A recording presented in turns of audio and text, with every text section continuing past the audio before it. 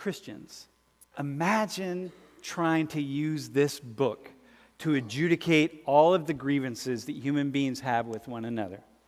And imagine trying to use this book as the basis of a moral, ethical, and philosophical framework that tells people where they came from, what they're doing here, and most importantly, how they should live their lives. And all the many sociological, psychological, and cultural complexities that exist in the world. This is how you should marry. This is how you should divorce. This is how you should eat food. This is how you should treat your children. This is how you should worship. This is how. On and on and on and on to address all the many complexities of life. Imagine this.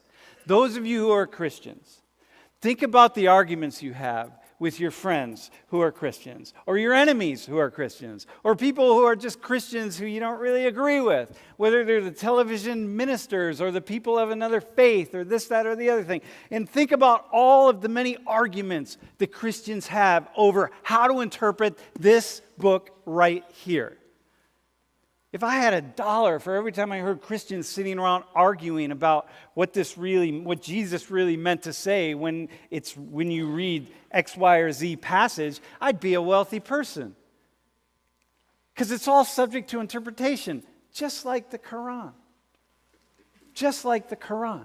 And yet, we have many Christians who say, hey, what we need to do is use this book as the basis upon which we should establish our society. We should run a society, we should move forward, we should do all the many things we have to do. Here, go to the next slide, bro.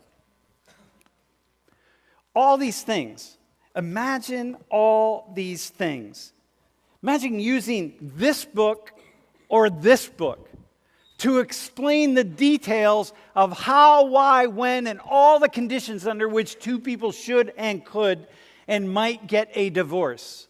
All the issues, how to divide up property, how to address kids, how to deal with kids, who gets this, who gets that, when can you get divorced, who's really married, who's not married. What about one person who can't have sex anymore?